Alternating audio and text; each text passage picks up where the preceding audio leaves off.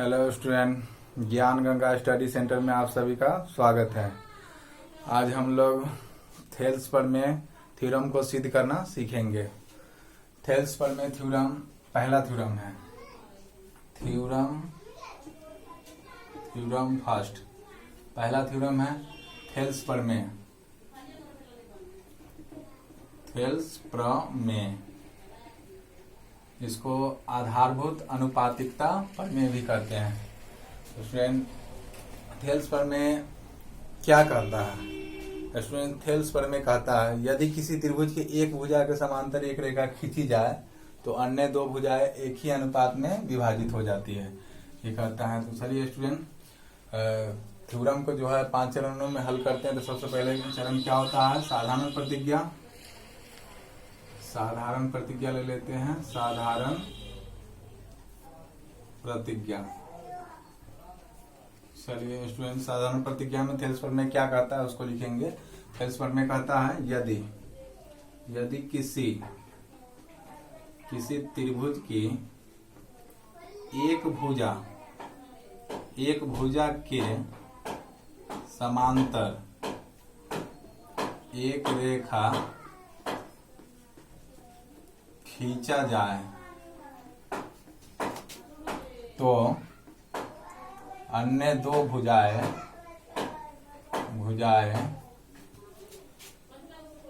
एक ही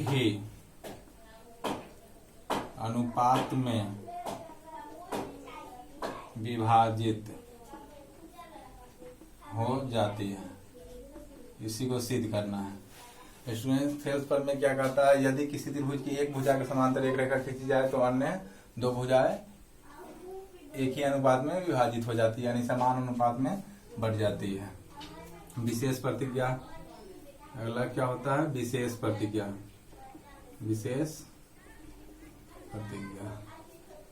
विशेष प्रतिज्ञा मान लेते हैं स्टूडेंट्स, ABC एक त्रिभुज है। यहाँ ABC एक त्रिभुज है। माना कि ABC एक त्रिभुज है और कहता क्या चीज है? ABC एक त्रिभुज है जिसमें क्वेश्चन कर रहा है एक भुजा के समांतर। तो स्टूडेंट्स, त्रिभुज में कितने भुजे होते हैं? 3 भुजाएं होते हैं। पहला भुजा AB है, दूसरा BC, तीसरा AC, यानी 3 भुजा है। तो क्वेश्चन क्या कहता है? एक भुजा के समांतर। तो एक भुजा कोई भी हो सकता है, आप इसके समांतर खींच दे सकते हैं या इसके समांतर या इसके, कोई भी। तो एक भुजा के समांतर रेखा खींचेंगे तो अन्य दो भुजा, तो एक भुजा मान लेते हैं BC है, BC के समांतर एक रेखा खींचते हैं D रेखा खींचते हैं। BC के समांतर एक रेखा DE खींचा जाए तो अन्य दो भुजाएं एक ही अनुपात में विभाजित हो जाती है। यानी BC एक भुजा है तो इसके समांतर D खींचे हैं तो अन्य दो भुजाएं कौन बचा? एक त्रिभुज में 3 भुजाएं होते हैं, एक भुजा के समांतर तो खींच दिए तो अन्य दो भुजा बचा। तो दो भुजा में एक होगा AB और दूसरा AC। तो ये दोनों क्या होता है? एक ही अनुपात में बढ़ जाता है, यानी एक इतना बट्टा इतना और इतना बट्टा इतना बढ़ जाता है। इसी को सिद्ध करना है। तो माना कि ABC एक त्रिभुज है जिसमें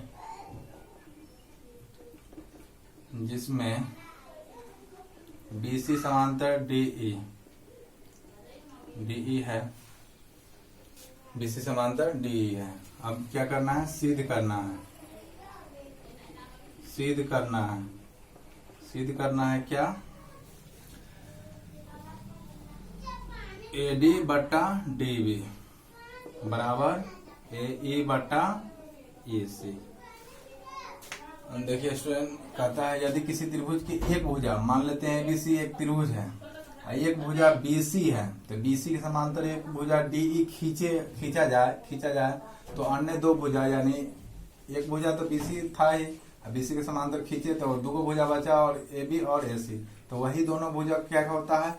एक ही अनुपात में बढ़ जाता है, यानी AD बटा DB और AE बटा AC।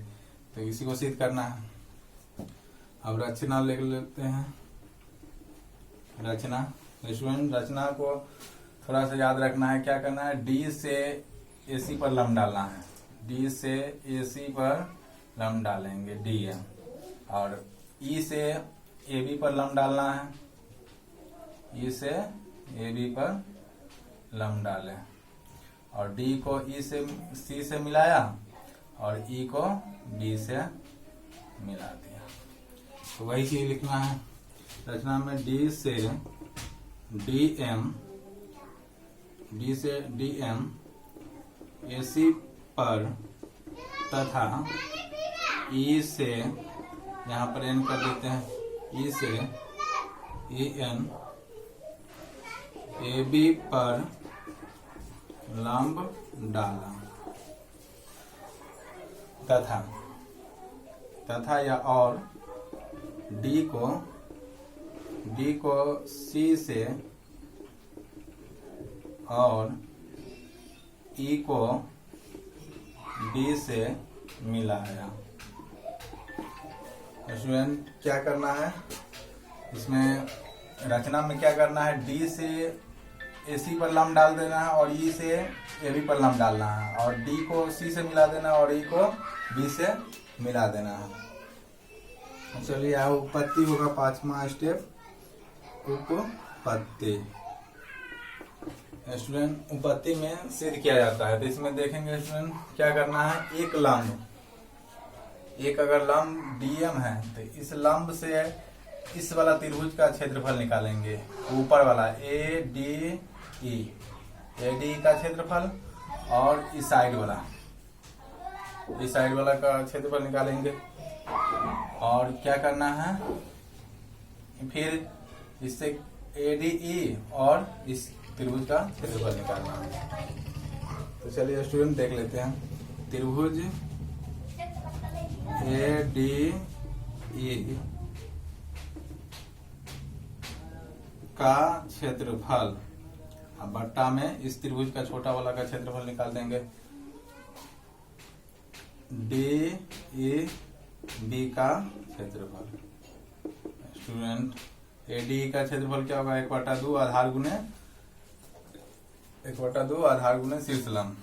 समकोण त्रिभुज लंब है तो समकोण त्रिभुज आधार को निकालेंगे, ADE ऊपर वाला, तो आधार क्या होगा, AD आधार गुने शीर्ष लंब क्या होगा, EN।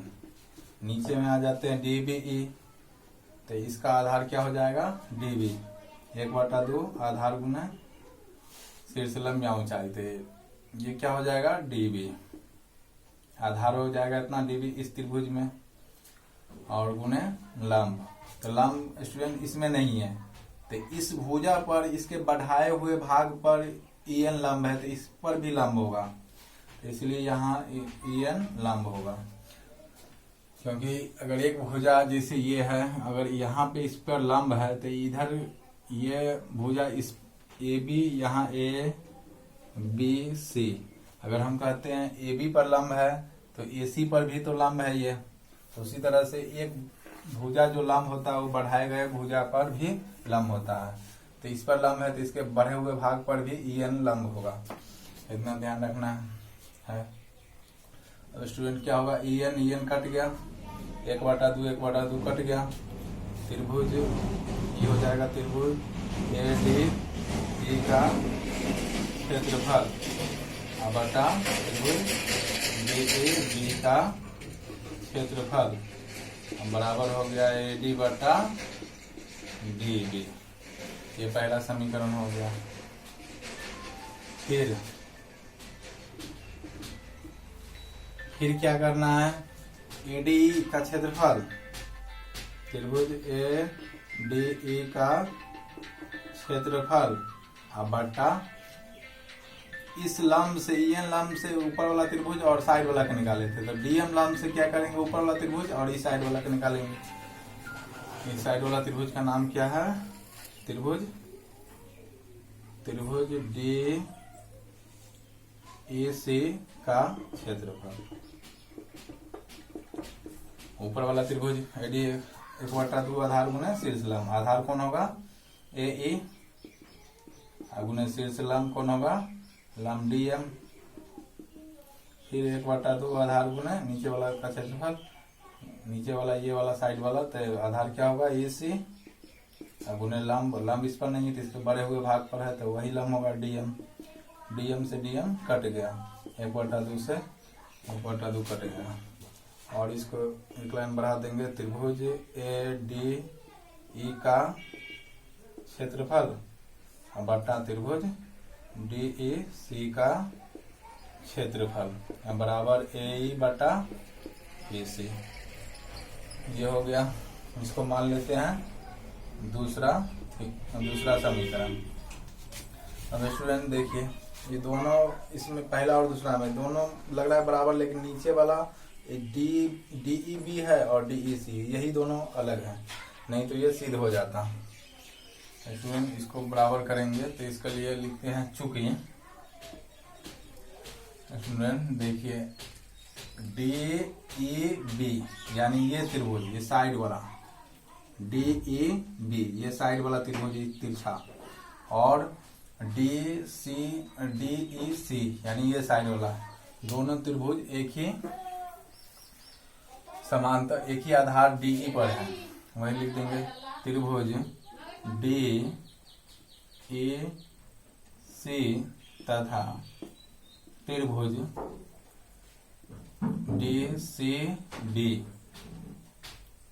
DCB नहीं सॉरी DEC ये त्रिभुज, और तथा त्रिभुज DEB एक ही आधार तथा एक ही समांतर रेखा के बीच स्थित है, इसीलिए दोनों का क्षेत्रफल बराबर होगा। देखिए स्टूडेंट, ये साइड वाला त्रिभुज, इसका भी आधार DE है, और ये तिरछा साइड वाला त्रिभुज, इसका भी आधार DE है, दोनों एक ही आधार पर DE पर टिका हुआ है। और दोनों त्रिभुज, ये साइड वाला और ये साइड वाला, दोनों इसी समांतर रेखा के बीच में तो है, वही बात लिख दी है, इसलिए दोनों त्रिभुज क्या हो जाएगा, बराबर हो जाएगा। त्रिभुज DEC का क्षेत्रफल बराबर हो जाएगा DEB का क्षेत्रफल। अब क्या करना है, अब कोई भी समीकरण एक उतार दीजिए, तो कोई भी पहला या दूसरा उतार दीजिए। अब कोई भी आप उतार सकते हैं, तो पहला उतार देते हैं। त्रिभुज पहला क्या है पूरा लिख देंगे, सेम उतार देंगे यहाँ। त्रिभुज ADE का क्षेत्रफल बट्टा क्या है, त्रिभुज DEB का क्षेत्रफल बराबर है AD बटा DB। ये है। अब स्टूडेंट इसमें क्या करेंगे, एक लाइन इसको बढ़ाएंगे, ऊपर वाला रहा क्या, त्रिभुज ADE का क्षेत्रफल, और नीचे में DEB है। DEB को DEC भी लिख सकते हैं, क्योंकि दोनों बराबर है। यहाँ से DEB को DEC भी लिख सकते हैं, तो लिख देते DEB को DEC लिख देंगे, दोनों बराबर है इसीलिए। DEB को चेंज करके क्या लिखेंगे, DEC का क्षेत्रफल, और कुछ नहीं किए, बराबर है तो बराबर, इस तरफ जैसे है वैसा ही लिख दिए DB। अब इसको मान लेंगे तीसरा समीकरण।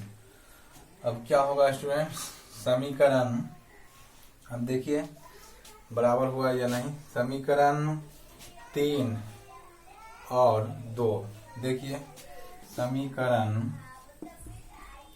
3 और 2 से, समीकरण 3 और 2 में देखिए स्टूडेंट, 3 में क्या है, AD बटा DEC का क्षेत्रफल, 2 में भी देखिए AD बटा DEC का क्षेत्रफल, यानी दोनों 3 में और 2 में दोनों क्या है, इधर का बायां पक्ष बराबर है, तो दायां पक्ष भी बराबर होगा, तो इसलिए दोनों का दायां पक्ष बराबर कर देंगे DB, और इसका क्या है AE बटा AC। तो देखिए स्टूडेंट क्या लाना था, AD बटा DB बराबर AE बटा AC, जो प्रूव्ड हो गया। इस तरह से यह प्रूव्ड हो गया। आज के लिए इतना ही, फिर अगले क्वेश्चन के साथ उपस्थित होंगे। तब के लिए